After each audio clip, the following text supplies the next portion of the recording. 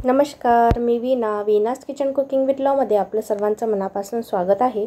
आजची ही रेसिपी अशा लोकांसाठी आहे जी अजिबात भेंडी खात नाही, त्यांना अजिबात भेंडी आवडत नाही।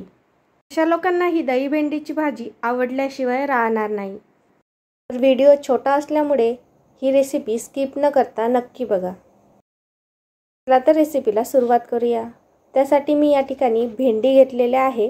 स्वच्छ धुवून व कापडाने पुसून आपल्याला भेंडी घ्यायची आहे व अशा प्रकारे आपल्याला त्याला बारीक असं लांब कट करायचे आहे। अगदी बारीक व लांबट आकारामध्ये आपल्याला ह्या भेंड्या कट करून घ्यायच्या आहे। भेंडी जर जरड असेल तर ती भेंडी वापरू नका, कोवळ्या भेंड्या या ठिकाणी वापरायच्या आहे। तर अशा प्रकारे एक एक करून संपूर्ण भेंडी मी चिरून घेणार आहे। तर मी माझ्या चॅनलला अशाच प्रकारच्या सोपी व नवनवीन रेसिपी टाकत असते। तर तुम्ही जर माझ्या चॅनलला नवीन असाल तर माझ्या चॅनलला सबस्क्राइब नक्की करा व बेल आयकॉनला प्रेस करा, त्यामुळे तुम्हाला माझ्या चॅनलचे नोटिफिकेशन मिळतील। तर संपूर्ण भेंडी चिरून झालेली आहे। आता आपण भाजीची तयारी करूया। त्यासाठी एका वाटीमध्ये 1 वाटी दही घ्यायचं आहे। 1 वाटी दही मी या ठिकाणी वापरलेला आहे। आता यामध्ये 2 चमचे बेसन पीठ घालायचं आहे। याला मिक्स करायचं आहे। दही व बेसन छान असं मिक्स झालेलं आहे। तर आता भेंडी तळण्याकरता एका कढईमध्ये तेल घ्यायचं आहे। ते छान असं कळकळीत तापलं की गॅसची फ्लेम मीडियम करायची आहे। तर एक एक करून चिरलेली भेंडी यामध्ये घालून कुरकुरीत होईपर्यंत तळून घ्यायची आहे, तेही मीडियम फ्लेमवर।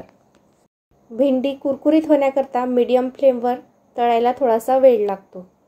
जर तुम्ही ही भेंडी हाय फ्लेमवर तळली तर ती करपू शकते, त्यामुळे आपल्याला मीडियम फ्लेमवरच तळायची आहे। लो फ्लेमवर तळली तर ती नरम पडते। भेंडीला हलकासा ब्राऊन कलर आलेला आहे। तर आता ही भेंडी तळून झालेली आहे। त्याला आता एका प्लेटमध्ये काढून घेऊया।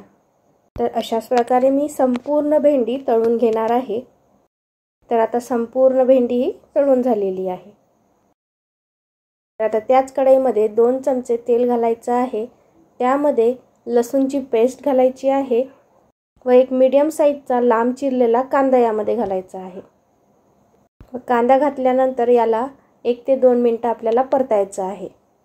हलकासा मऊसूद होईपर्यंत याला परतायचं आहे। आता कांदा परतून झालेला आहे। आता यामध्ये अर्धा चमचा हळद घालायची आहे, 1 चमचा मिरची पावडर घालायची आहे, अर्धा चमचा जिरे पूड, अर्धा चमचा धने पूड व अर्धा चमचा गरम मसाला घालायचा आहे। त्या सर्व मसाल्यांना थोडंसं परतून घ्यायचं आहे। आता 1 मिनिट परतल्यानंतर यामध्ये आपण जे दही व बेसनचं बॅटर तयार केलं होतं ते यामध्ये घालायचं आहे। तर हे दही घातल्यानंतर थोडंसं आपल्याला याला परतून घ्यायचं आहे। 1 मिनिट याला थोडंसं परतून घेऊया। तर 1 मिनिट परतल्यानंतर आपण जी तळून घेतलेली भेंडी होती ते यामध्ये घालायची आहे व याला सुद्धा यामध्ये परतायचं आहे। संपूर्ण दही व भेंडी एकत्रित होईपर्यंत आपल्याला याला परतायचं आहे। आता यामध्ये चवीनुसार मीठ घालायचं आहे व याला परतायचं आहे। तर हे भेंडी व दही एकत्रित होईपर्यंत आपल्याला याला परतायचं आहे। ही भाजी झाकण न ठेवता लो फ्लेमवर आपल्याला थोडीशी शिजवून घ्यायची आहे। 2 ते 3 मिनिटच आपल्याला ही भाजी शिजवायची आहे। भाजी शिजायला जास्त वेळ लागत नाही। हलकसं याला तेल सुटलं की ही भाजी तयार होते।